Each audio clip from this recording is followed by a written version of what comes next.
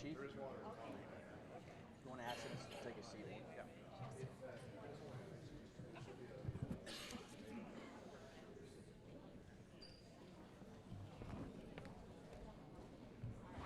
Do I need to give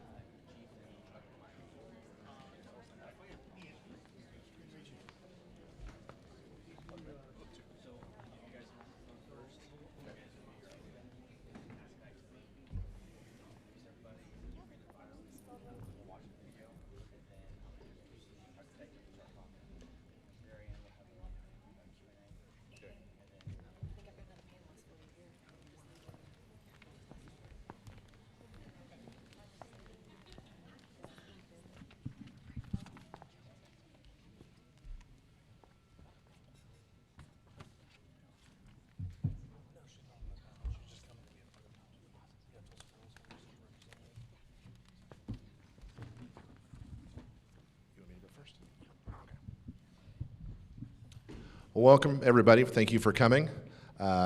Tonight is a human trafficking forum. We as a department wanted to get some experts together to talk about the subject. It's kind of a scary subject, and everybody has information from different sources. Human trafficking looks different on the East and West Coast, looks different overseas. We've seen some movies, and we felt it was important to really take that information and boil it down and contextualize it into what does it look like in a suburb? What does it look like in Broken Arrow? What does it look like in Edmond, Norman, places like that? This is a very safe city. It doesn't mean things can't happen. You wear your seatbelt all the time, hoping that you don't have a wreck.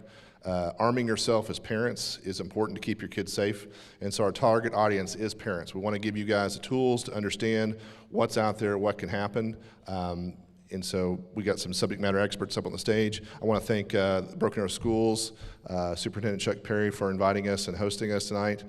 So hopefully we'll give you some good information. Tonight is just a brief window into what you should know as a parent. We encourage you to follow up later with some more information. And with that, I'm going to turn it over to Superintendent Perry. Thank you. I just want to thank Chief Barry Hill, our BAPD, we have city councilors here, and thank them for their partnership tonight, because these are the things that make this community so special and safe. And as superintendent, I think it would be naive not to think we don't deal with these issues here in the city. And so we've got to be cognizant of that and face it head on. And I think tonight's a great first step. So thank you for the partnership. Thank you for the panelists. And I think it's going to be a benefit, again, for our community. So thank you.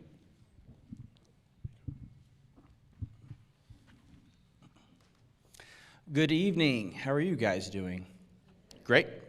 My name is Ethan Hutchins. I'm the Public Information Coordinator for Broken Arrow Police. Thank you for being here this evening to learn about this very important topic.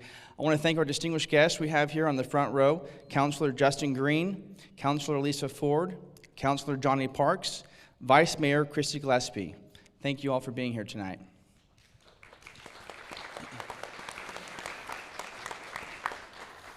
So to start off the night, I'm going to introduce our panelists up here on stage and read their bios. We have Sergeant Ian Buchanan. He's actually right here, right there.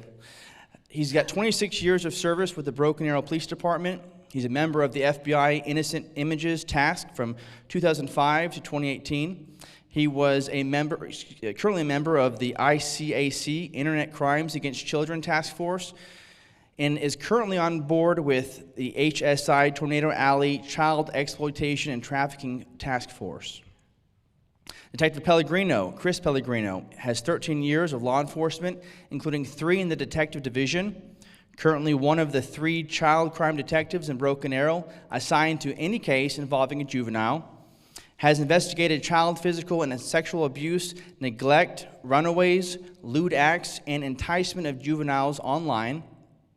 Is a member of the Oklahoma ICAC, Internet Crimes Against Children Task Force, and the newly formed Homeland Security Tornado Alley Child Exploitation Task Force. Next to Sergeant Buchanan is Sharon James. Sharon James is an accomplished educator and leader, currently serving as the Executive Director of Educational Programming for Broken Arrow Public Schools.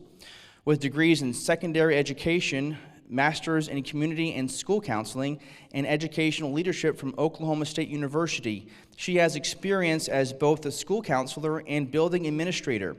Sharon's expertise in educational leadership and counseling is complemented by her ongoing pursuit of a doctorate in educational leadership. Next to her is Craig Williams. Craig is a chief agent with the Oklahoma Bureau of Narcotics and currently oversees the marijuana enforcement teams in the Human Trafficking section. He has previously supervised training, operations, enforcement groups, and professional standards. Williams attended Southeastern Oklahoma State University as a Parsons Scholar, where he earned a Bachelor of Arts degree in criminal justice in 1996. He completed a master's degree in education leadership, also from Southeastern, in 2021.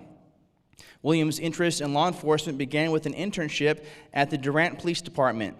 Williams then spent 10 years working for the Ardmore Police Department before accepting a position with OBN. He has worked in a variety of assignments ranging from patrol, special response team leader, detective, narcotics investigator, and field training officer. He holds an advanced law enforcement certification from CLEAT.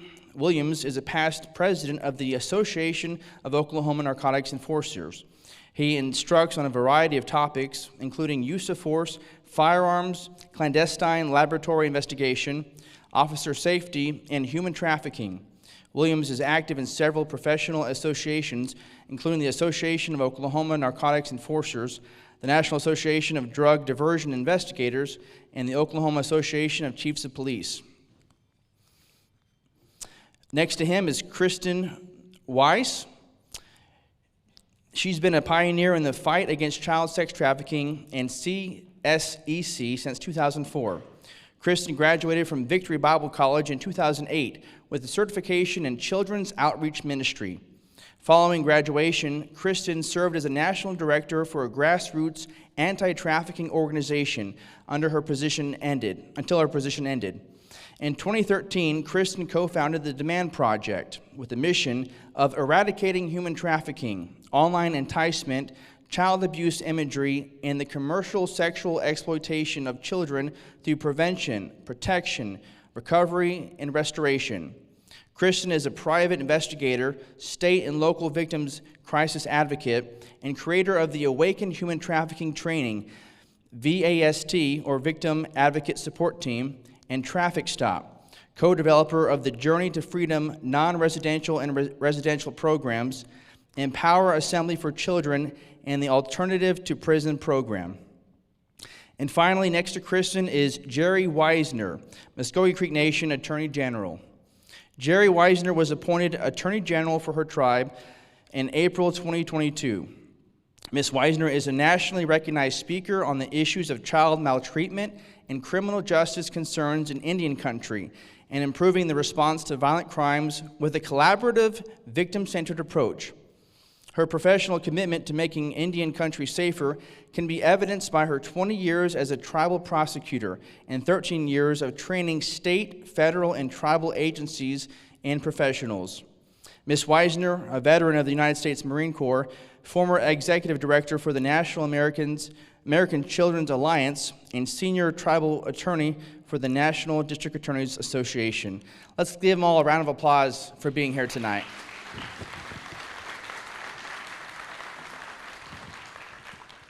So before we begin actually having the presentations, a little bit of housekeeping for you guys. We have some bathrooms out in the hallway, so you can visit that after we're all done.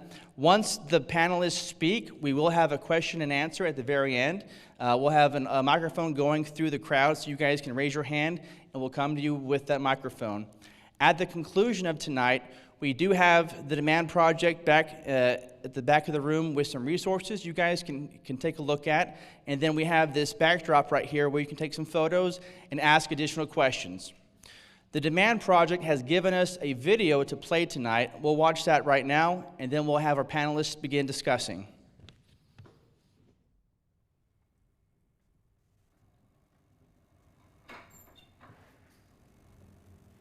Hi, honey. How's practice? Good.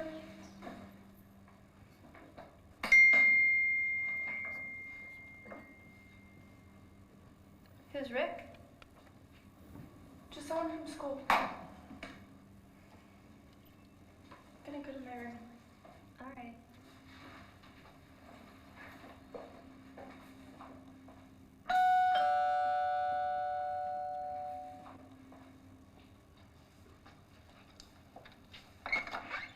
Hey, I was wondering if your daughter is free to hang out for a while? Yeah, she's in her bedroom. Come on in.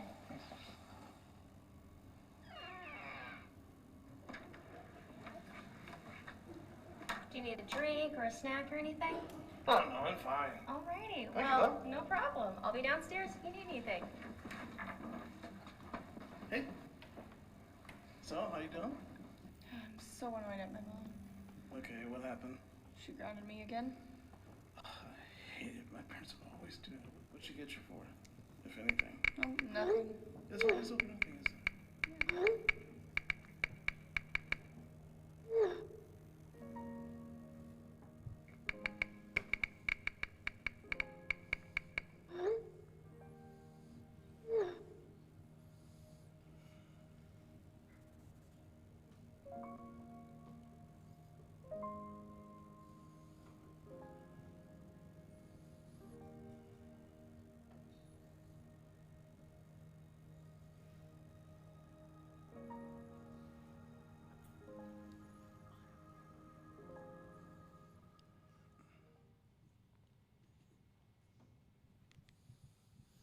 All right, here is Detective Pellegrino and Sergeant Ian Buchanan with the Broken Arrow Police Department. All right, everybody. So that may seem like a stretch and like a comical visualization, but it's not that far from the truth. When we think of human trafficking, times have changed, and the media has played a big part in making people think what it appears to be, but it's not the come behind you with the pillowcase, cover your head, whisk you away into a van. Of course, anything is possible, but what's way more common and practical, and what we do see, is the pathway to human trafficking through these things right here. We know kids can have access to talk to anyone on them. I mean, there's endless apps, endless possibilities. Just think of how easy it is for you guys to check the weather in Japan or buy a pizza and not even speak to a human and have it delivered. So these things have provided us with a lot of good, but unfortunately we see the other side of it, and it's where people try and wiggle their way into a good thing and turn it into a bad thing. What we find is kids, they'll meet people when they're most vulnerable, and that's kind of where we want to lean on you guys. If you see a weakness in your kid at any form of vulnerability, if it's physical, mentally, anything like that, please try and polish that up and not make them vulnerable, because that's what these people are doing out there. They're creating conversations that seem friendly. The kids may be speaking to somebody that's listening to them in a way that they're not used to. They feel a little more comfortable with them, they open up to them, and it kind of just flourishes from there. That's what these people do prey on. Back in the day, parenting was just making sure your child wasn't seen with somebody that you didn't approve of. So, the bad kid down the street, as long as my kid's not, riding their bike or playing or just seen with that bad kid, then we're okay. But today, like I said, this brought it to light, but it's happening while these people are invisible. These people are in your house, they're right on your device, and like I said, they'll try and wiggle their way into the kid's life, preying on them for being vulnerable. So now, parenting in today's age, there's more to check, and it really falls on the parents to try and keep the kids in line the best they can, audit what they're doing. I mean, it sounds silly, but you'll be proud and thankful when you don't see anything, and you can rest assured that your kid is safe. So we would stress auditing all apps, messaging, just have an open communication with your children, ask them who they're talking to.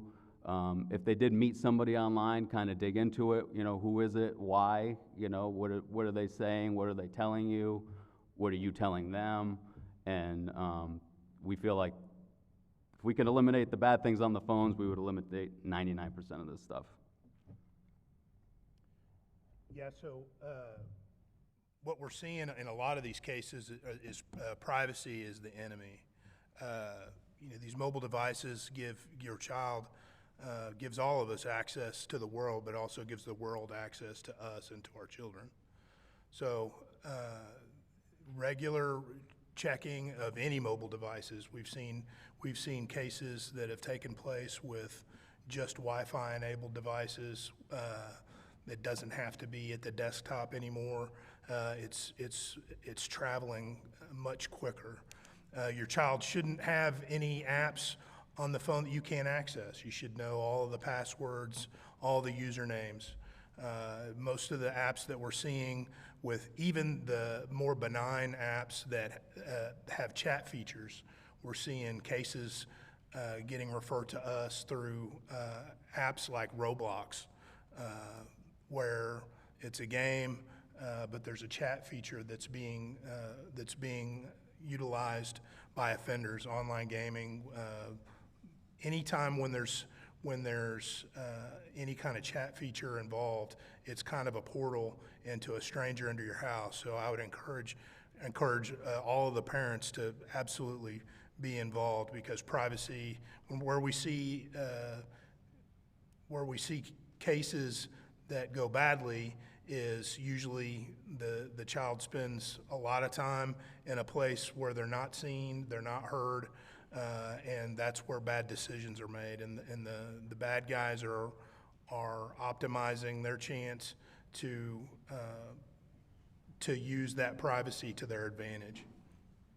We have 3 detectives right now that work primarily crimes against children. And we have 4 investigators, myself included, that are all currently involved with the ICAC and also with this newly stood up Homeland Security Tornado Alley Task Force, where we get leads from all over the place. Obviously, this stuff is not isolated to the city. It's not even isolated to the state. We've had a case in the last couple of years that went all the way to Norway, where we had an actor in Broken Arrow that was sharing content in a group setting, and our involvement in that case led to actually identifying and rescuing some real kids in Florida and overseas. So this stuff, it starts small and it gets big. It gets big real quick. What I would encourage you is, if you do discover any kind of content on your child's phone that is illegal, child pornography, is that you bring it to the police department. If you discover any kind of relationships or chats that you believe are not appropriate or not legal, please maintain those and bring them to the police department. We've had situations where parents try to conduct their own investigation, or evidence gets deleted. It's much easier if you just bring it to our attention, and we can all work together. We have access to tons of resources. We've got an excellent cyber lab, and we're here to work with you.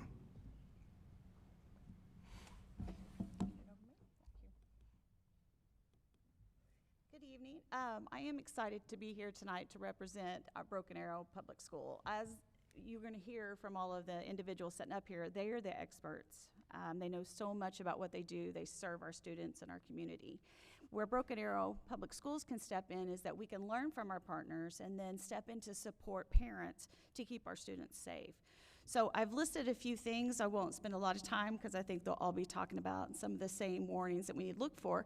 But first, I'd like to outline what we as a school community can do to help support our students and keep them safe.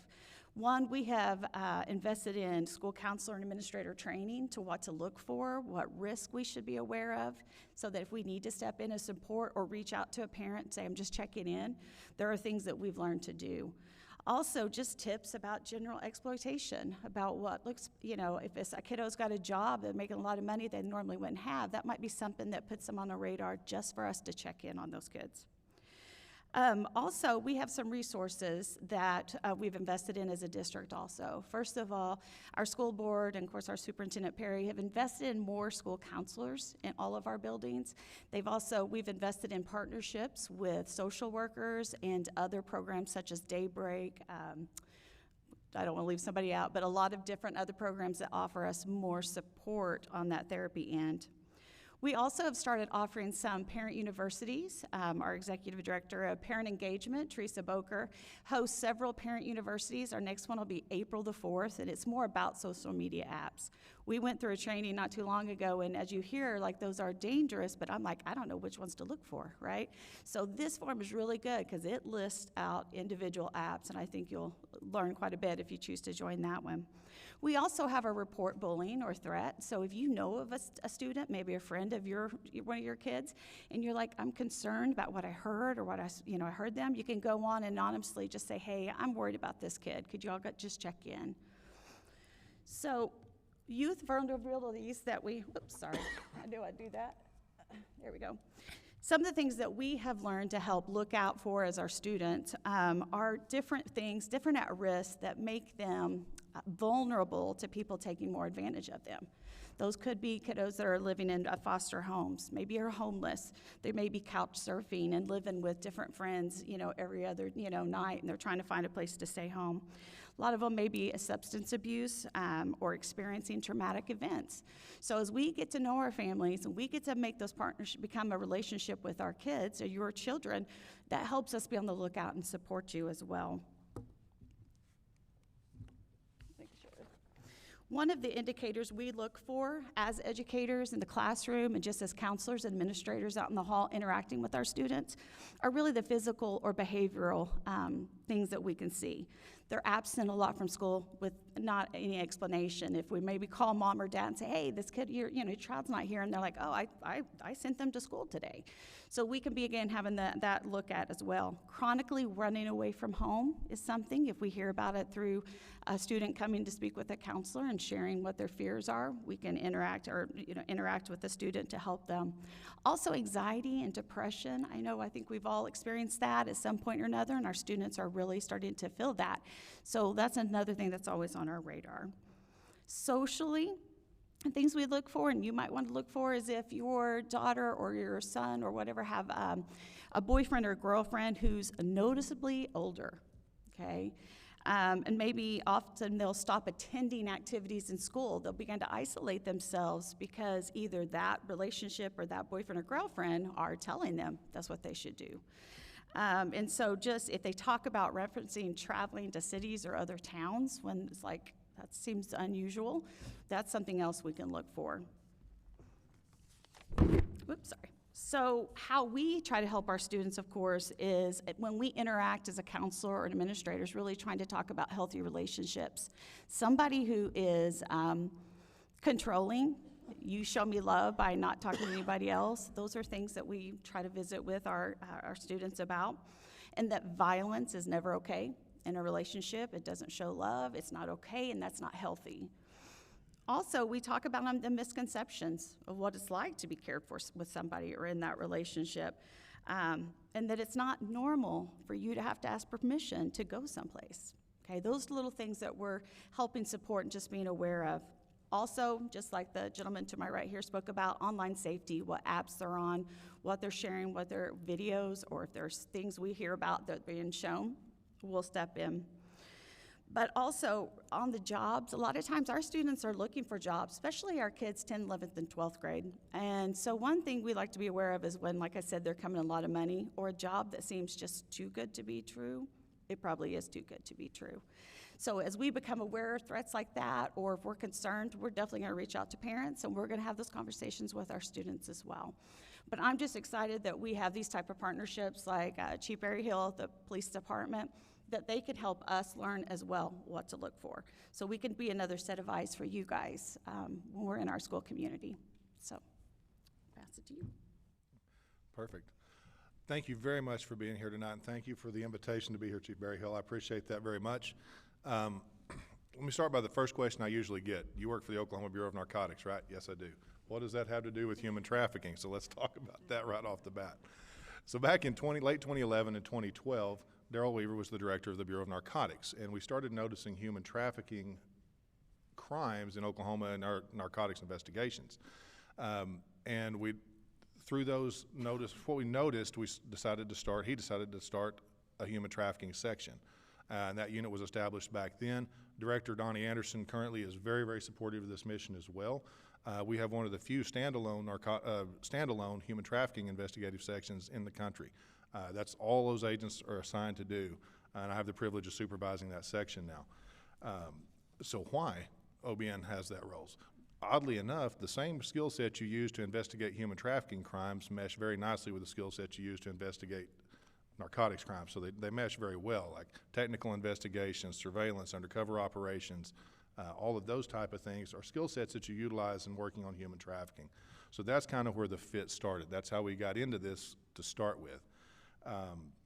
So let's talk about a definition of human trafficking. Different organizations have different definitions, and all of the definitions have meaning and are good. The definitions that we use typically, one of my favorites is one from the International Association of Human Trafficking Investigators, and that's taking advantage of vulnerable people for some type of a monetary gain through the use of force, fraud, or coercion. And those are the three big words we're going to have involved: some kind of force, some kind of fraud, or some kind of coercion. So we're looking for those elements in all of the crimes that we see. And our main goal as well, one of the things I like to point out, is the bars we set for success are very important. So what does success look like in a human trafficking investigation? To us, being able to recover the victim out of that environment and give them an opportunity for a different life trajectory, that's the win. If we can get a prosecution successfully on the backside of that, that's great. But we try to work victim-centered cases instead of victim-based cases. And a lot of times, there's nothing wrong with the statute, there's no failing of the system in this, but oftentimes a victim would have to testify at every stage along the way to get somebody convicted under the human trafficking statute. Again, not wrong, the right to confront your accuser is an important thing, but that may not be what's best for that victim's recovery, for them to become a survivor at that time. Ironically, a lot of human traffickers happen to commit other crimes as well. They may be drug dealers, they may be do other types of crimes, and oddly enough, other agencies we work with and OBN are pretty good at finding those other crimes. So your bar for success isn't to look how many people are convicted under the human trafficking statute. It's that we're actively trying to find those victims and get them on a better path, working with our service provider partners in it. So that's kind of touched on what we're looking for and the why. But what kind of human trafficking is there? There's labor trafficking and there's sex trafficking. Those are the two major types of human trafficking you'll see in the United States. Under both of those categories, we break it down a little bit further and have adult victims and minor victims. If somebody is under the age of 18 and engaged in commercial sex, they are a human trafficking victim, hard stop. That's met all the requirements with or without force, fraud, or coercion. An adult victim is a little bit different, but that's the way the statute is set up, and that's very, very good that it is set up that way. Now, then one of the other questions I get a lot of times is, what do human trafficking victims look like? So I'll be like, okay, here's the best answer I've been able to come up with for this. Look to your left, look to your right, look behind you, and look in front of you. That's what human trafficking victims look like. Now then, what do human traffickers look like? You expect them to look like some kind of a monster out of a movie, Freddy Krueger or something like that. Unfortunately, in my experience, a lot of traffickers are actually pretty charming. And they look just like everybody in this room as well. They're going to find a vulnerability of somebody. They're going to find an esteem issue. In my experience, it's usually an esteem issue. Or they're going to find a need, and they're going to try to fill that need, and they'll recruit somebody and turn them out. Turning out is an industry. I hate calling human trafficking or the sex industry an industry. It makes more sense if you look at it under a business model. So, and the problem is you completely dehumanize people when you do that, and as that works. But it's an understanding. The goal is to make money for the trafficker, right? So as we look under that model, they're going to find somebody and recruit them. And once somebody is turning out is the process. That's the industry term. It's been around since the 1940s or earlier, so it's not a new term. This is not a new game. This is probably to the beginning of time. And it's the process of identifying somebody, walking them through different things, and sometimes we call it grooming as well. And at the end of it, you have somebody that went from a more or less normal person to a more or less compliant prostituted person on the sex trafficking side of the house, right? And you'll see, because of trauma bonding, intermittent reinforcement, Stockholm syndrome, and a whole bunch of other dynamics, intense loyalty to the trafficker on the part of the trafficking victim. The movies, and I will say, I was one of the first ones in the human trafficking section, and some of the imagery we use to get attention and try to do stuff and get people to understand this is bad, we did a disservice inadvertently. A lot of it was handcuffs, manacles, ball and chain around the ankle. And then what happens is all of a sudden people see what a supposed human trafficking victim, and they see a pretty uncooperative teenager or young adult that says, that's not my trafficker, that's my boyfriend. I wasn't doing that because he was making me. I did that because we needed to eat. I was fine with it. That's human trafficking, guys. The chains are here. They're not, I mean, you could have a physical restraint scenario. I'm not going to say that couldn't happen, but more often than not, you're going to see the trauma bonding, intermittent reinforcement, and intense loyalty that the trafficking victim has towards a trafficker. Consequently, when an officer goes in or a service provider has that first contact, a lot of times you're not going to get, oh, gee, thanks for saving me, I appreciate it. You're going to get somebody that's pretty well irritated at the world, you're messing up their good thing, and it takes a little bit of while. That's why we defer to the service providers as the experts on that recovery path. We know in our lane that we're cops at the end of the day. We recognize those needs, but we're not the ones that are able to successfully fill those needs. So we do those handoffs at that point. And then another question we get a lot of times is, what does human trafficking look like in different parts of the state and different parts of the country? Depends on the type of human trafficking. If it's labor trafficking, a lot of times in Oklahoma right now, I would say that's probably on your illicit marijuana grows, and it's a very hidden population that you're not going to see. If we're talking about sex trafficking, most of the time the interaction between a customer, oftentimes a male customer, sometimes it can be the other way around. We'll talk about the victims as oftentimes female, but it can be a male as well. The commercial interaction is going to occur in a metropolitan area more often than not, just because of population density. In your more suburban areas, I tend to think of an area that it could happen there, but what you're going to get is this is an area that's recruited from, just like rural Oklahoma is an area that's recruited from. It used to be much more difficult to recruit and groom than it is now because I hate to keep hitting in on the same thing, but social media, different platforms, and one platform I would mention as well is gaming. You wouldn't think it, but just the game consoles, they get into a game and they start chatting, and you will have adults acting like they are children or acting like they're teenagers in those game rooms, in the chats on the games, and they will game and groom for a long period of time. So that's another platform you need to kind of be aware of and be able to cue into and see what's going on. It's just be very, very aware of what's going on. Another misconception that I really would feel like I ought to address too on human trafficking is the misconception that travel is required. Because you'll hear Oklahoma has I-40, I-44, and I-35. Yes, we do. For shipping, that's really, really important, and sometimes traffickers do travel up and down the interstate system. They're interstates. Every state has them. That's the whole purpose of them, right?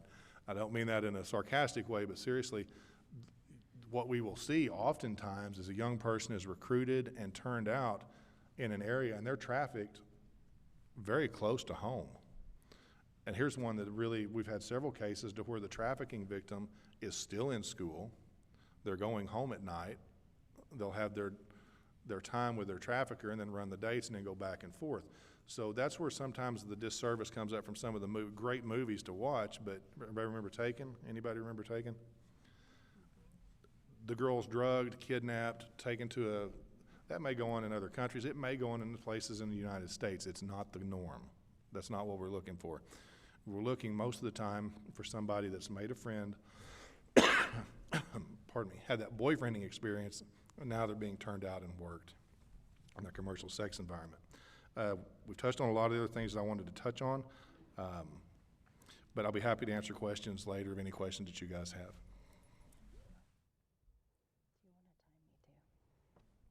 Hey everybody. Oh my gosh, I usually say, hey, it's Friday. We survived Monday almost, so yay. So let's see if I got this right, if I'll do it right. Oh, nope, I'm going backwards. Okay. All right, so I'm gonna give you like a little glimpse of what I do for parents. The other co-founder is over there, Jason Weiss, and he'll do an AWARE presentation as well. It's really good information for you as parents. Everything that these guys said is so powerful. Did you guys get something so far? Like, it's broken down so well tonight, you guys. The way that Craig was talking about, people say, oh my gosh, Oklahoma is the worst because of our highway system. And I'm like, no, it's not. It's that people want to have sex with children. Sorry about the front row here. But that is the truth, you guys. If somebody is going to travel or simply get online to try to find a child, you've got a problem. And that's in all 50 states. There we go. We already talked about who I was. The only thing I will add is that the Demand Project has the largest campus in the entire United States, housing girls ages 11 to 17 that are victims of human trafficking, online enticement, child sexual abuse material, or commercial sexual exploitation. I wish we didn't need to have this campus, but we do. And they can have a 2-year program. That program is licensed through DHS. I've had a few people question if we're licensed under DHS. We couldn't serve kids if we weren't. That would be a bad mistake. Like, you cannot even foster a kid without being under the Department of Health and Human Services, right? We have DHS workers come monthly. Sometimes there'll be 5 workers at a time, but we love our DHS workers because it regulates what we do with the kids, right? If we're not doing anything wrong, we shouldn't have a problem with somebody coming out and checking on us. So I just want to give you a quick warning that the internet has only the restrictions that you as parents give to them. So we have jumped, you guys. We have gone from 97% from 2019 to 2020. We increased up 97% online. You guys know why, right? Because everybody got isolated. Everybody went indoors. Kids were on computers 24/7. So that really increased a lot of things that were going on online. It's constantly shifting and changing, and a lot of parents and guardians and grandparents, how are we supposed to keep up with everything all the time? But that's where you gotta have supervision with tech. Who owns the phone under the age of 18? You guys do. You own the phone. I've heard so many parents say, but you don't understand, when I take that technology away, everything blows up. Let it blow up. I'm telling you, you don't want what's gonna blow up if you don't have restrictions on that technology. I almost hit that button. I am very bad with these little gadgets here sometimes. So look at this. This is so a simple little wheel on what could happen in 1 minute online. So you're literally giving predators, like that PSA, access to your children if there are no restrictions. And I used to go to Jason and say, because he's a 14-year-old girl online through the sheriff's department, and not because he wants to be a 14-year-old girl online. And so he's chatting with bad guys. And I used to say, tell me the updated apps that are dangerous. He doesn't say that now. He says what these guys are saying. Any chatting app is dangerous. Any way that a predator can start chatting with your kid and pretending like they're there if your parents aren't, or I got you. Those text messages on the PSA were conversations Jason's had with a bad guy online. And that was just a little bit of online stuff that somebody does in 1 minute. So trauma doesn't start with trafficking. It just doesn't. Trauma starts usually with something that happens in the home, a vulnerability. And then trafficking doesn't just happen from a vulnerability. Usually there's a process in it, like any other crime. You go from vulnerability to online, luring, grooming, and then eventually it's you want to meet, can you send me something? It goes into self-produced child sexual exploitation. Do you guys know that kids are becoming the #1 producers of child pornography by taking selfies? This is like the new first base, you guys. And then they send it out, and then somebody views it, and they're viewing child sexual abuse material. And it can lead to human trafficking. It's down the road, though. So these are different signs that you could look at with your kids. Please take pictures, or we will soon have this online for you guys. But if they're getting gifts, I don't know about you, but I used to check out what my kids had in their backpacks, what they were bringing home, and we could catch our kids in the middle of anything because we were looking for things. We trust but always verified. Changing passwords, again, who owns the phone? If you can't get into the phone, there's a problem. I started thinking about how to make an example for parents. If you came home and your kids changed the lock on their door, and they said, get the out of here, this is my room, my privacy, I don't want anything to do with you, what would you do? That door would come off those hinges pretty fast, right? I mean, you'd be going through the door. A lot less is going to happen in that room than on that phone. So start thinking about the restrictions on the phone. Changes in their behaviors, appearance, like if they're looking different, any anxiety and anger. I know, like, this is the new generation of a lot of anxiety. Kids are using that word a lot. But really, dig deep. What is the anxiety? What's going on? You could be the best parents in the world and not identifying something going on in your child's life because we're busy. Declining grades or activities, checking their phones obsessively. Like they got to have that phone with them 24/7, and they're texting back and forth all the time. I'm a busy person. I don't have to have that phone glued to me. I don't even have it up here. Like they will not have it away from them. And if they change their friendships, that's a big red flag too. If they stop hanging out with the people that they used to hang out, maybe you need to go ask the kids that they used to hang out why they aren't hanging out anymore. Maybe it's something that changed with your child, and maybe it is a bad influence in their life. I'm still hitting the wrong one. Here is, online safety, if you own the phone and you have to sign a contract for the phone, maybe you ought to have your child sign a contract for their phone. Go over all your expectations of what they're gonna do. I always think of parenting as if you already know what the consequence is, you don't have to make one up in the middle of a situation. So line out what will happen if they break that contract. If you go and check that phone nightly like you should, and the passwords are changed or something's deleted on it, you need to have a red flag. And like I said, what happens if they break that? And I'm telling you, you don't have to raise your hands, but I do this with kids every week. Who has 24/7 access to their phones? I was just at a middle school in Stroud.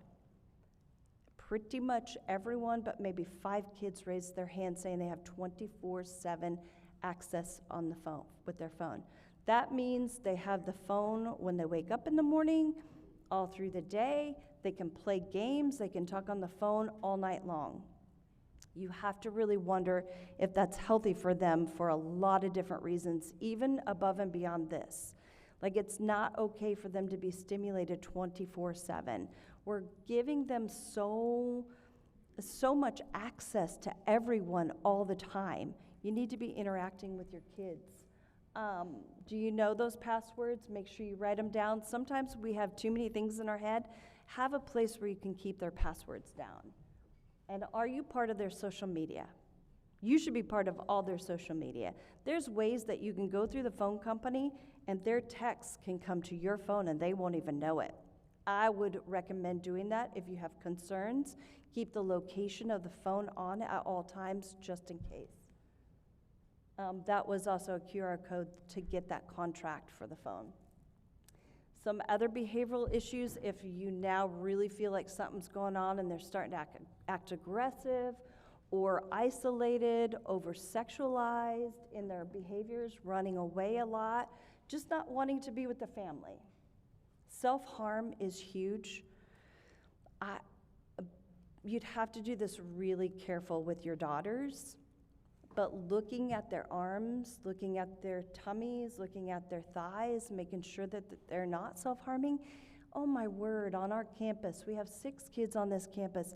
They are starting to do things where they're biting their lip for self-harm. Like, there can be so many addictions to hurting themselves as they're processing what's going on in their life. Just watch for anything if they're pulling hair out or whatever they're doing. You just have to be aware of what your kids' behaviors are. Here's some conversation starters. I love the conversation starters. Just asking, has anyone ever approached you online? When I asked my daughter about this, it was the first time she ever, sorry kids, saw a penis, was on the bus, and she was in 6th grade, and one of the boys showed what he said was him. He also had a Vault app on his phone where he had other girls that had sent him bad pictures stored on his phone. So when Hannah told me this, I said, go tell your dad. And so guess what Dad did? He went right down there, knocked on that door, and said, hey. The mom wouldn't allow him to see the phone, you guys. She protected her son into failure. That is not the way you raise a boy. So that was the first exposure she had, was on the bus in 6th grade. Let's see, do you trust everyone that you're friends with online? Is there anyone you know that makes you feel uncomfortable? These are just communication starters with your kids. I gotta hurry because I'm going long. Here's just, okay, these phones that you have, when you're out and about and you see something that you're concerned about, use that phone if you can in a very careful way, because if you call law enforcement, because that's your next step, that's what you have to do. Like, don't call us, don't call anyone, call law enforcement and let them know what you saw. But if they ask you, did you get a make and model of the car? Did you get a license tag? What do they look like? And you're like, I don't know. There's not a case. You have to at least get a license tag number if you're gonna get something. And you can tell the person in the store. I just put, talk to the establishment, the security, call local law enforcement. And that's if you find anything on your child's phone as well. Like they were saying, don't delete the pictures because you just deleted evidence, but you need to call local law enforcement. I had a person just call me from Bixby. They found some stuff on a computer. It was a year old. I said, call. Bixby sent out to detectives. They did a fantastic job. Who knows what will go on with it, but at least they did what they could do. Oh. Yeah, this is just what we do at the Demand Project. You can just go on our website and look at more. And this is our campus. We have 3 ways to get involved, and Sarah back there at our table can tell you a little bit more. We need mentors for the kids that we serve. We need life skill trainers. We need people. It's a 54-acre campus with 9 buildings. We have a lot of issues, a lot of water issues. We need plumbers and electricians up there just to make sure it's safe for them. And there are some resources, National Center for Missing and Exploited Children. If your kid runs away, they can get out a missing report that they'll work right with law enforcement. I just found out the Oklahoma status of women. They have some material called Not Me, so that's a good opportunity. Plus, HSI, Homeland Security, they have the Blue Campaign, and they're always updating information, and they have it in Spanish and English. So just watch what your kids are doing. Try to put as much in your children as you do in everyday life. They matter so much. It can happen in a blink of the eye. So just be watching what's going on, and don't be afraid to talk to your children. Thank you. Mm-hmm. Good evening. Jerry Wisner, Joe Jifkados, Muscogee, Obanagan, Keithley, and Comas. My name is Jerry Wisner. I'm the Attorney General for the Muscogee Creek Nation, and I am not only honored to be here, but I am privileged to talk to you this evening about human trafficking. I've been a prosecutor in Indian country for approximately 20 years, and I've prosecuted all over the United States on behalf of tribal nations. one of the things I want to point out first and foremost is not only welcome to Broken Arrow and Oklahoma, but you're also on the reservation of the Muscogee Creek Nation. Many people have heard about the McGirt decision. One of the things that I think makes us vulnerable, not only the vulnerabilities that we talk about with respect to victims, but vulnerabilities with respect to law enforcement. So I applaud and I appreciate Chief Berryhill in inviting us here, but also want to point out my Chief of Police, Richard Phillips, and our Captain Fish, who are part of our light horse investigations and our light horse law enforcement. We work closely, hand in hand, with other law enforcement agencies because we have to. So with respect to looking at human trafficking, one of the things I want to point out, and also as kind of a point in time where we are, maybe in around 2011, 2012, I was in DC with the National District Attorneys Association, and I remember looking back, and it may have been earlier, I remembered looking back and I was looking at a big article in Oklahoma City that talked about a prostitution ring that was busted. And they were so proud, and they had all these pictures. So many prostitutes were arrested, so many pimps were arrested, and so many juvenile prostitutes were arrested. And I thought to myself, how can they have a juvenile prostitute? When we look at our laws that were a number of years back, but yet at the same time not that long ago, there was juvenile prostitution. How can a juvenile be committing prostitution if they can't even consent to sex? It's an oxymoron, okay? What are they called? If we used to have juvenile prostitution, what are they called now? Thank you. They're called victims. And so looking at this, and I have to, first of all, let me say, everything that has been mentioned, ditto for me.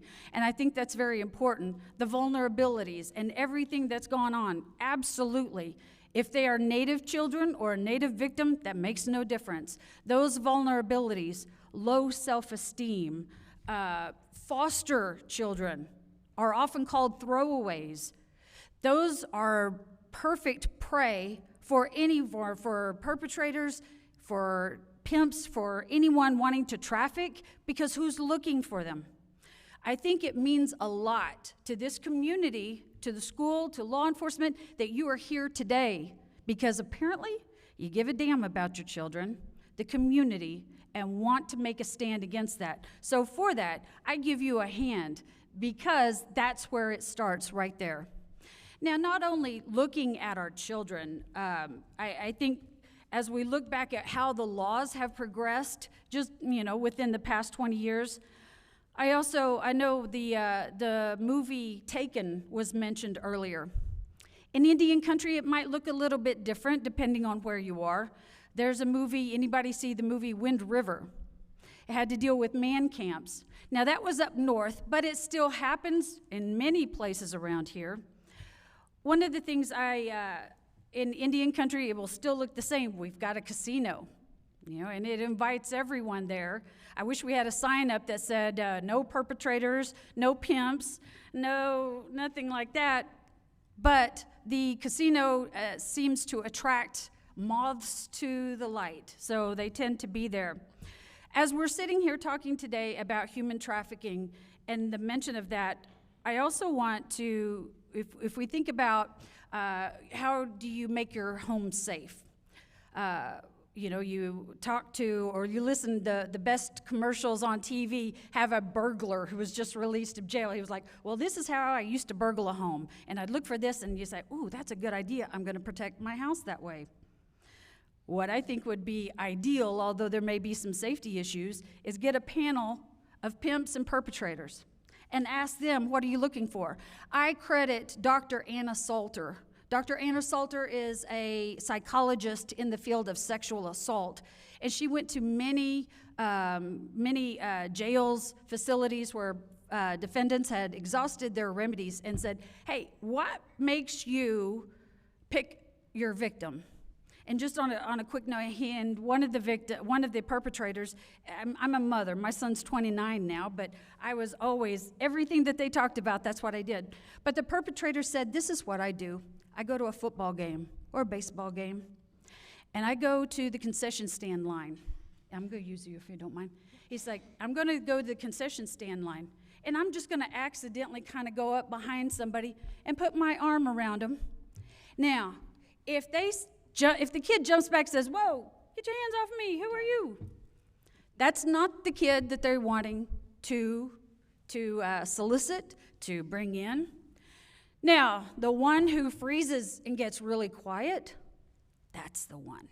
So, not only are we teaching our children to say something, be strong, stand on your feet, because they are watching those things, it also is true on human traffickers. Who are they looking for?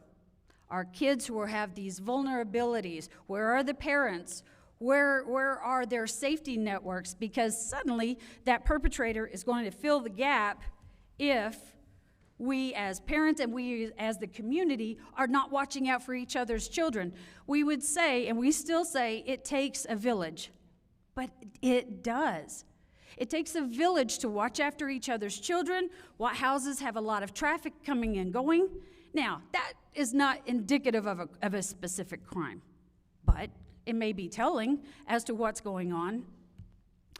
In Indian country, especially the Muscogee Creek Nation, what we also recognize is an uncharacteristic, statistically high per capita number of missing and murdered indigenous people with comparison to the rest of the population.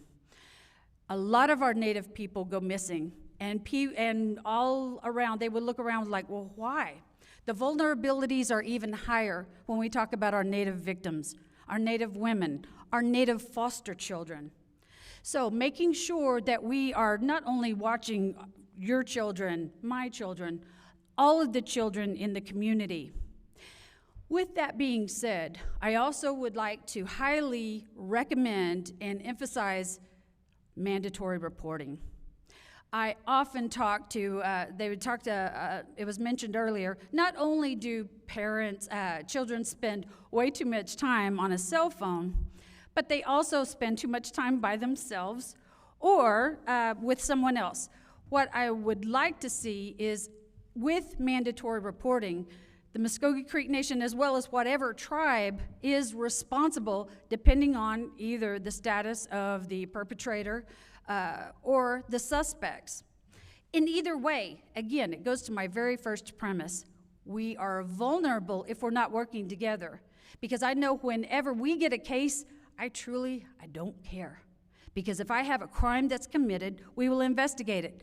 I'll reach out to OBN. I'll be reaching out to everybody else to say, hey, I think we have a survivor.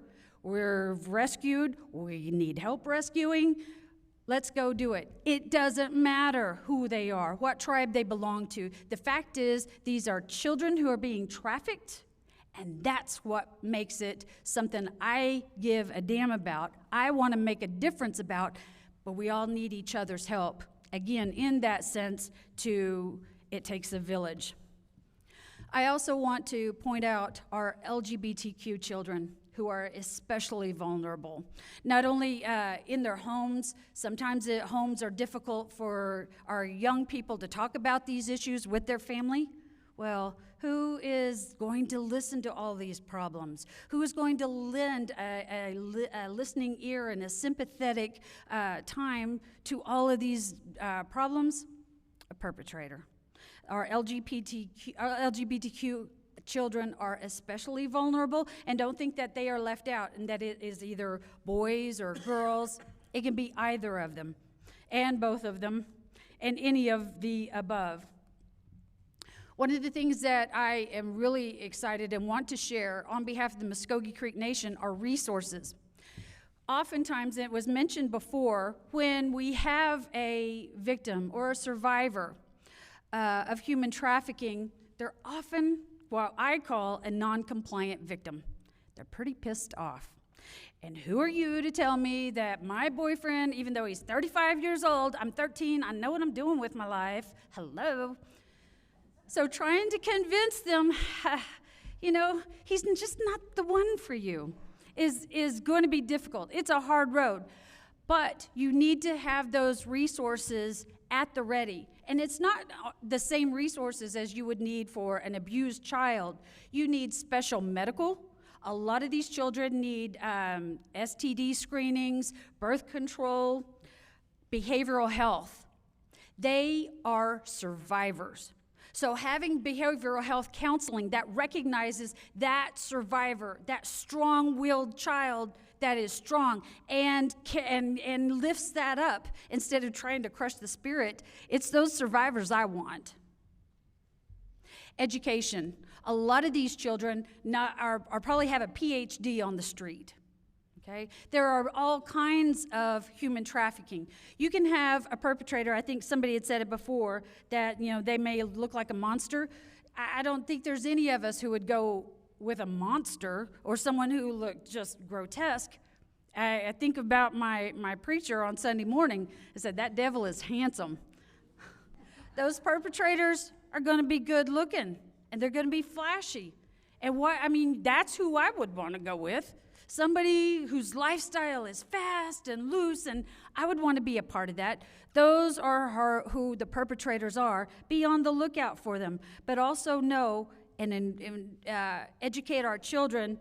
That's who we need to look out for. The non-compliant victims also on the education. They have that street PhD. Not every perpetrator is slick. A lot of them are within the family. The familial human trafficking. I've done way too many cases where grandma was pimping and selling her grandchild simply to make the bills meet. The other part that I do a lot of training with law enforcement is that it often looks like something else.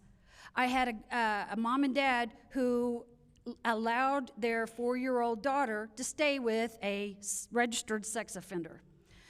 It came back a little bit later. The little girl was complaining about things that we recognized were sexual assault, and we looked at the mom and dad and said, who would leave their child with a registered sex offender?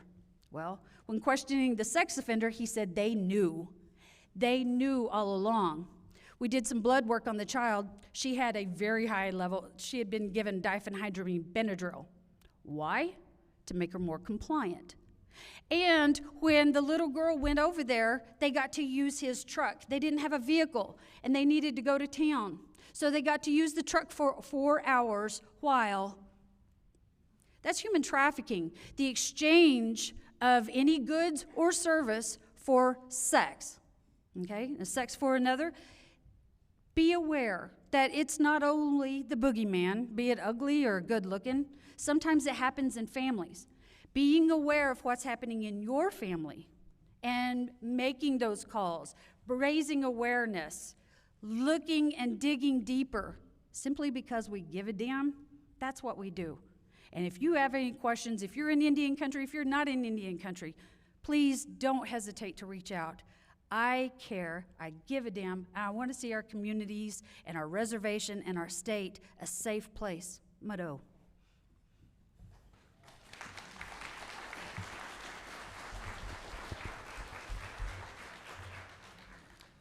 On behalf of the Broken Arrow Police Department, thank you all for being here this evening. Before we get to the Q&A, I do want to mention a few things. Wanted to thank Mayor Deborah Wimpy. She showed up this evening. She's in the back. And Tulsa County District Attorney Steve Kunzweiler over here on the wall. Thank you for being here too. If you missed any of the slides, or if you want to share this with other family members and friends, this is live streamed. Is being live streamed tonight on our Broken Arrow Police Department Facebook page. So when you go home, make sure you share that and really look at the information again if you like. Captain Josh McCoy is going to have the microphone. He's going to go in the crowd. If you have a question, raise your hand. Due to the interest of time, we will end the Q&A at 8 o'clock, so you guys can go home and grab some dinner. If you have additional questions after that, the panelists will stay here for a few minutes off to the side, and you're welcome to ask additional questions. So, yes, ma'am. So I have two questions. One for Broken Arrow. I'm sorry. Okay, so one of the things that I've noticed, I have 5 children, and then I also, these are just neighbors that they all wanted to come and learn, and their parents wanted them to too. So one of the things that I've noticed, I have kids that's graduated and everything. We talk about violence and being able to identify that, but more and more, it seems to be something that we need to really start teaching the kids how to mediate and understand what mental abuse is. When are we going to start doing that? Have you all started some stuff in getting that together so that even kids at this age, even if they're dealing with it at home with a parent, they know how to not revert that completely when they come out and they find, you know, that nice guy at the park or something, or at the soccer fields that want to buy them ice cream, or make that conversation. Yes, absolutely. We do offer that pretty much from kindergarten on up to 12th grade, especially in elementary. We start a little bit earlier, talking about advocating for themselves, speaking up if somebody's hurting them and who they can go to. We talked about like who's their safe person in our buildings, but also maybe who at home they feel safe going and visit with too. So yeah, we are definitely doing that. Is there room for us to improve? Absolutely. And I think from us learning more about the risks for our kids right now, the more we can do. But absolutely, we do purchase, you know, we provide our counselors with the information stuff that they can help our kids. And I'm not sure who can answer this, but who can explain to these kids just how important it is that changing passwords and parents not having that, if something were to happen to them, what kind of time-sensitive nature that is in being able to recover them from harm when we don't know how to access their information? Well, one thing I would say is when you check their tech in at night, try to get in their phone. Like before they go to school and when you check it in at night, because they really shouldn't have their phone all night long. Is everybody in agreement with that? Like nothing's gonna happen in the middle of the night. So can I talk to you guys right there? You guys, anything can happen in a minute, You don't own the phone, you're borrowing the phone from your parents. You have to be responsible. We can't be with you all the time, so you have to learn to manage your lives well. You have to learn who's trying to trick you and who's being honest with you. And if anyone in your life ever said you should change this password, whether it's a friend or somebody that likes you, that's a red flag. That means they're not a good friend because they're not protecting you. So I would say to you guys, don't let anybody, unless your parents aren't safe, tell you that your parents are trying to do something to you. They're probably trying to protect you, right?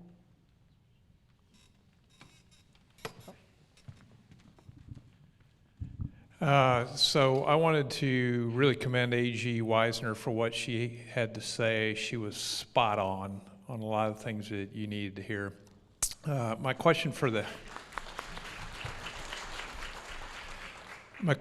panel is great advice, but for parents who may have to have a very confrontational conversation with their kid, we live in an age right now where you worry that, man, if I say something and come down on this kid, that my kid might become despondent, depressed, suicidal. You know, if you think about the opposite of what they're enduring and not feeling as though they have a safe place to go to in their home because, you know, their alternative will be, you know, I can't trust anybody. So I'd be interested in everybody's like, what advice would you give to a parent who may have a kid who's caught up in this, where they need to, you know, whether they should get a behavioral counselor to help them with that conversation? What would you advise them when you got to have that most difficult of all conversations just to make sure the kid's going to be safe? Can I start this one? Okay. I don't mean to be insensitive, but what you're going to have on the other side of that is going to be much worse than the tantrum that you're going to have when you do tech detox. I was just had a call from two parents in Stroud. Their 17-year-old daughter was talking back and forth with a alleged 17-year-old young man. And like, they were so concerned about this guy, and they kept talking about this guy and how he was taking all her time, that they were on the phone 24/7, that they were on the phone from the time she got up in the morning at right after school until 3 o'clock in the morning. And I said, I don't want to hear another word about this guy. He would never turn on his camera. For 2.5 months, they were dating. They were having sexual conversations. He was gonna come and he was gonna get a house when he turned 18. They were gonna live together. And I said, you gotta do a tech detox. You need to power down your Wi-Fi before she gets home. Take all the technology and put it away. Take the door off the hinges. Just do a complete 24/7 change in that house. Get that phone out of her hand as soon as you can, and then start talking to her about what she needs to do. It was a staged intervention.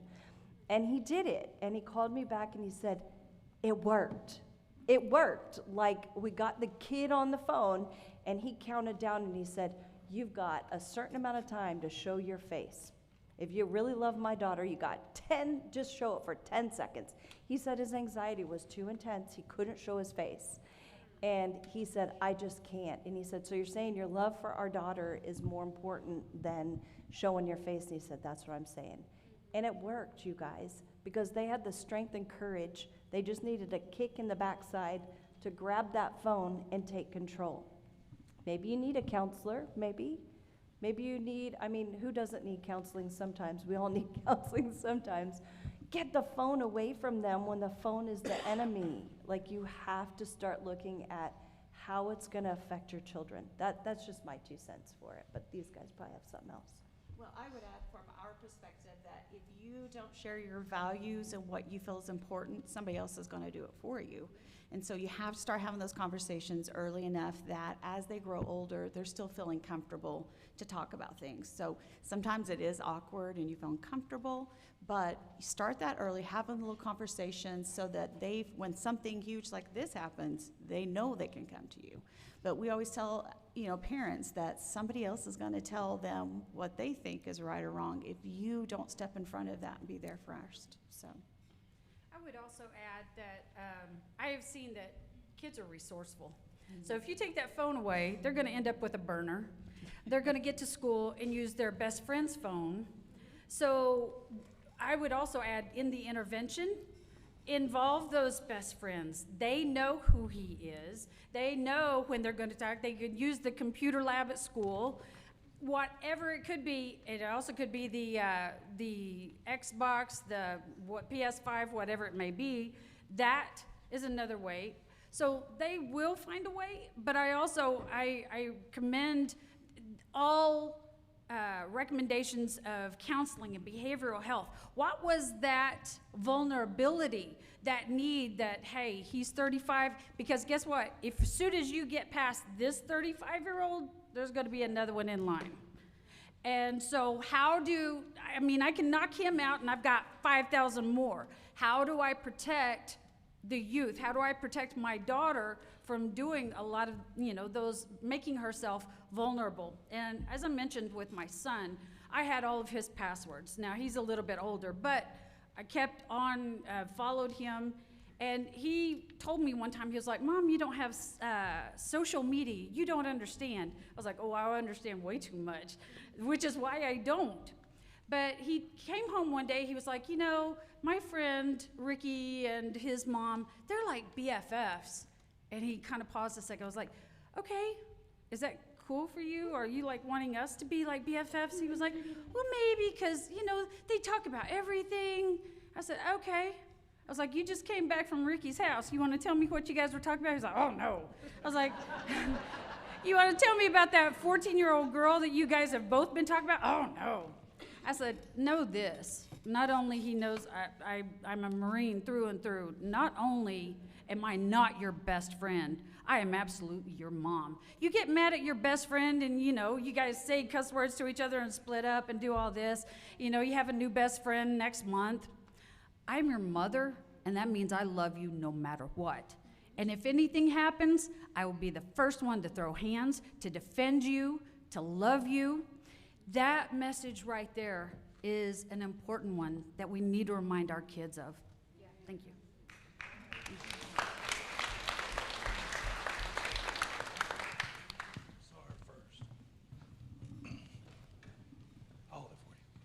Oh, I was just wondering if they teach this in the schools as well, so the other students can be aware to look out for that for their friends. Yeah, I think where we begin really starting at is having kids feel positive and reinforce that they can speak up. They have to advocate for themselves, right? And so empowering them to say it is not wrong to speak up and say no, no matter what. It's not wrong to not want to go along with what the kid's doing, you know, or your friend is doing. So I think we start early trying to just give them the skills to say no. How do I say that and move on?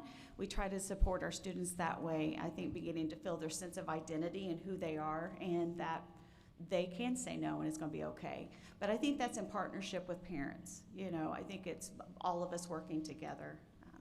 And I will say that Broken Arrow has us come in every year, and they get us in through FCCLA, and we do about 100 kids every hour for 6 hours. So they really commit to having people come in the school outside of just them and giving that information. I mean, they've had us talk to all of their administration and tell them what's going on. So Broken Arrow is on the front lines of doing this with other organizations. It's been phenomenal. Other schools have a lot of red tape. These guys broke through it. So that's been awesome.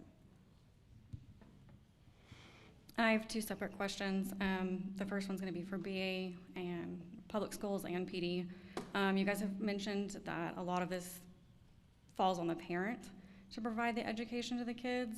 Unfortunately, not all of our kiddos have that safety net at home. So in those cases, what do you recommend, and what are you guys doing to protect our kiddos?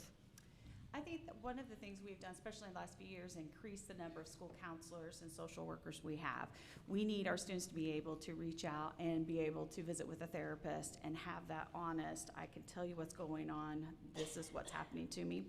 So I think increasing more resources for our students has been one focus that we've done. I think secondly too is like these forums where we do help parents say it is important for you to do that, and here's how you can do this and what you should try to avoid.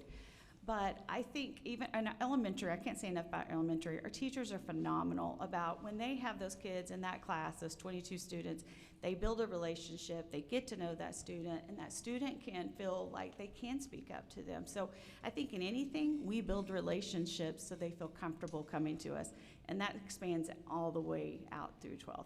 But I think, again, when I said earlier, I think us being aware of that, you get to know your kiddo. You get to know students in your classroom and what their background, if they're in foster care or if they're homeless. So when we know those things about them, we're going to definitely wrap our arms more around them, even more so, because we know they're at risk. So I hope that did that. Okay.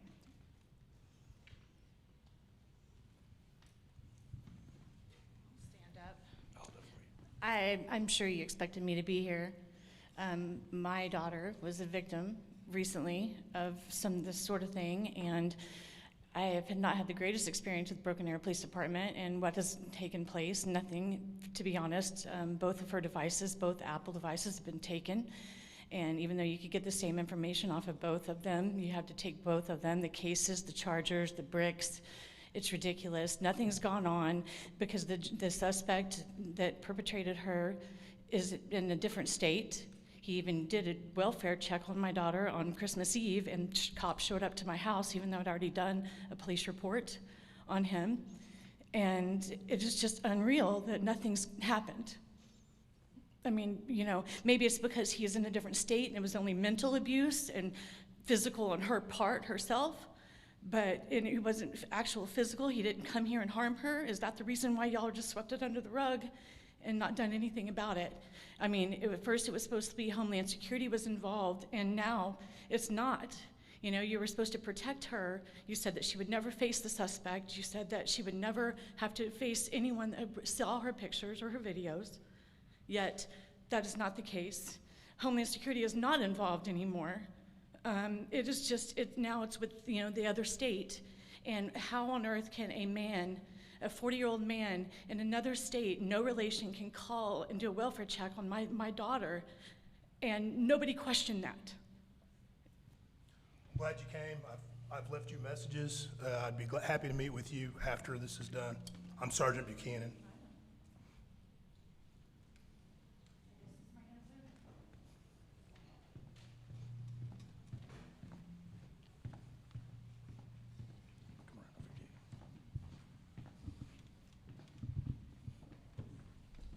Hi, I recently put a lot of restrictions on my daughter on her phone, and actually the family life has gotten much better and she spends more time with us.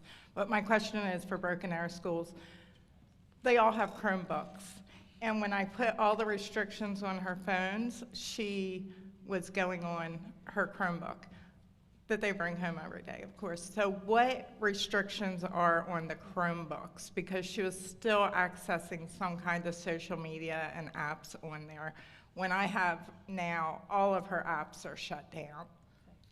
Well, what we have is it's called Relay. So anything that a kiddo puts into their Chromebook, whatever they type, whether it's in a messaging or anything, first of all, we deny a lot of apps. They can't have just anything they want. They have to be allowed through us. Other way they can't connect to Snapchat or something like that. The second thing we do is that any time is triggered if a kid is, let's say a student in 7th grade are having a conversation between each other and something comes up sexually or violent or they're going to harm themselves or other, we have a company that automatically triggers that and notifies us that it's going on. Now, kids are a lot faster at technology, so sometimes I feel like, kind of like you guys, I don't know if you feel that way, but you're kind of always just a half a step behind. So as soon as something comes up or made aware of, we'll definitely make that difference. But I feel really comfortable with the program that we have because it is human looking at it. So like say they have To Kill a Mockingbird, we had that come up one time, and we got a trigger from this other, one company, because there wasn't a human behind those things. So they could look at it and say, this is a book they're talking about, but when they said I'm gonna kill this person, this is legit, and they will call us. And even with that, we've created a relationship with the police department where if they can't get a hold of us on the weekends, we've been visiting with them about maybe trying to reach out to other individuals that could get to the student sooner than we could, so. Are the apps restricted? Yeah, they are restricted, but if there's something that you've seen that you feel like, hey, this needs to be done, please don't hesitate to let us know. We'll take care of that. I honestly don't even know how to get in the Chromebook. Okay. But I had everything locked down. Yeah. at certain hours and times. Well, let's talk. I know she's on Google Chat or something. Okay, okay. Have that on there? We have Google, they can access to research and stuff like that. But let's visit afterwards because we have a whole technology team that's all they do. So you let me know and let's talk about it and I can take that back, okay? Thank you. Oh, okay. Thank you. Yes, I've complained about apps that she's been able to get on, but they also get these pirate apps that look simple enough. It's a deceitful way to get to the internet. Mm-hmm. And I can't think of the name of it right now. I'm not that technology. With these phones, I mean, it's all I can do just to get it set up and set the parental controls. But then there's so much more on there that these kids are ahead of us. Every time something is shut down, they find another backdoor app to go through to get to it. Yeah. So. Well, I think that's where our experts come into because they're on the front line seeing that as soon as it comes out and they're able to say, hey, start notifying and letting us know too about those apps that we can do. But.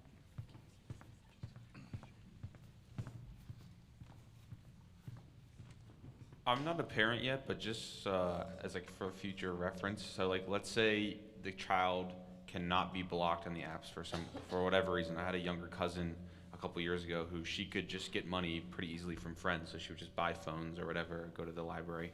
So what are other parenting techniques or things like that for the youth when blocking is not an option for whatever reason?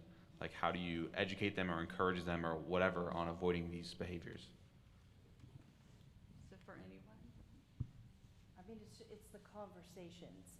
It's building that trust with your kids. It's having those conversations from when they're really little all the way through. And like Jerry said, they have to believe that they can trust you. You can't flip out on everything. You can't go to this presentation and all of a sudden go home and take their tech away. You just created a real problem right there. you have to teach them how to be safe online, and you have to really talk to them real about what could happen to them. If you're uncomfortable about talking to them about what could happen online, it's never gonna get solved. Like really, every problem that you guys throw up here, it's gonna almost get thrown back out there because we're not with your kids 24/7. I know they're in school, but once what do you let them do online? What kind of friends do they have? How are you talking to them? Do you know where they're going after school? Do you know who they're around? Do you know who they're talking to online? You guys have to be the knowers because they're your kids, they're our kids, right? And so we have to invest that communication as deeply as possible. When I did the intervention, I'm glad Jerry brought it up, I said, go to your local law enforcement and let them know she might run away. Go to every single one of her friends' parents and say, hey, she's not allowed to come over to your house and escape from this. Like, talk to everyone around. I promise you, I know way too well that if something happens to your child, you don't get a second chance. So do everything you can to talk to them now and tell them what the threat is, what could happen to them. Be blunt.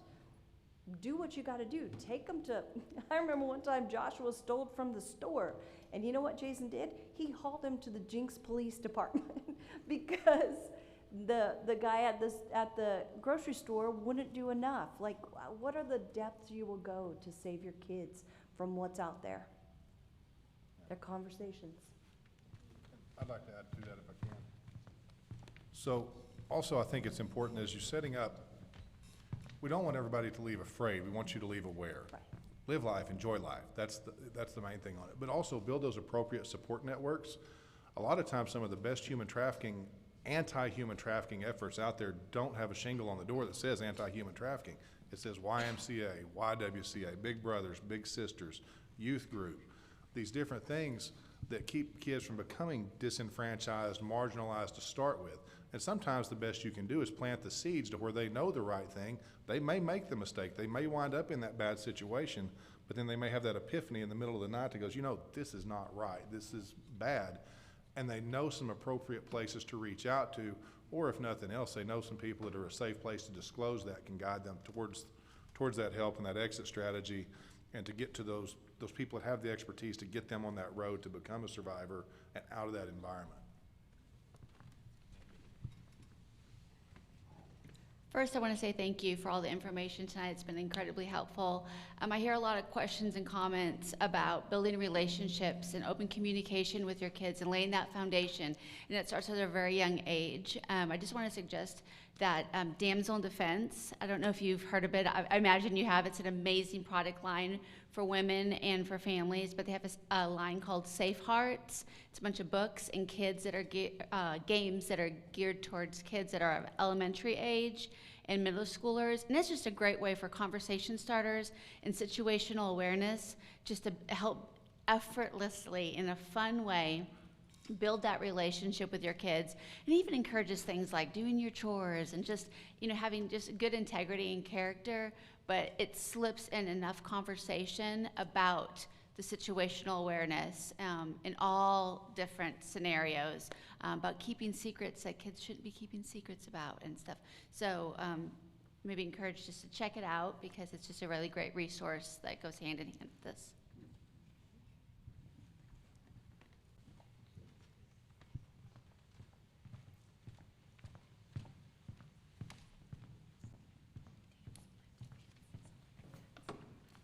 Hello. English is not my first language, but I will try to do my best. What would be the best way to approach a parent when the parent, they refuse to check on their kids or what they are doing with their phones and with the games? So.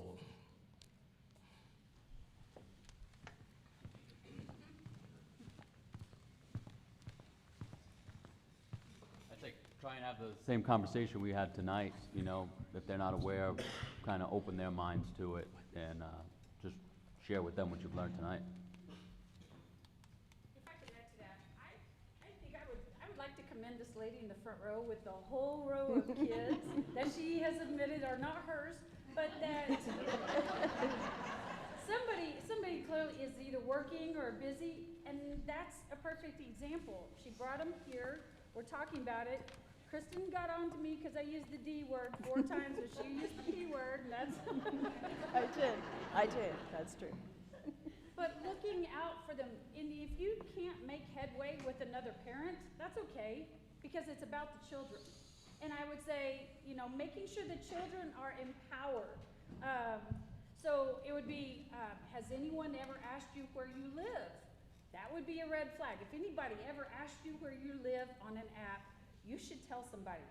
If anybody asks you if you're a boy or a girl, maybe tell somebody. Come up with a list. Maybe the school might have something like that. What are some red flag questions that are going to come across on these apps? And let children know, so that if somebody does say, hey, where do you live? It sounds innocent enough. But, you know, we lock our doors, we lock our windows at night and make sure everything's, but yet, here's the portal. Here's where they all come in. Where do you live? That to me is one of the scariest. But tell our kids, if somebody asks you where you live, make sure you tell somebody. And other questions that are of the similar like, because if you can't make headway with the parent, that's okay. And if you see kids around, be careful how you're, you know, approaching them, so that they're not saying, hey, there's this guy that's talking to all the kids in town.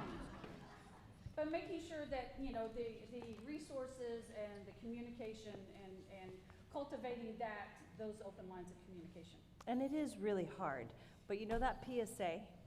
We have it on a QR code, and it says frickin' Rick, because I was speaking to ONG and all of their workers, and I had to narrate the whole PSA, but I had so much fun doing it. And I said, guess who's at the door? And this guy says, frickin' Rick. Their birthed the bumper sticker, but it's a way to not have conflict with the parent. It's a way to hand them that bumper sticker. Say, watch this and see, just give them a test. Maybe this is happening to your kid. It's really hard to talk to parents, one parent to the next, telling them that they're not doing the right thing. So you can always have an organization like us go and tell them what they're doing wrong, because we don't have a problem with it, because we're not friends with them, right? So we're just out there trying to educate. We're just the middleman. We're Switzerland. So we can go out there and do that if you have somebody we should talk to. We're going to go ahead and wrap up the evening. Thank you guys for their wonderful questions, and again to our panelists for some excellent information. Let's give them a round of applause.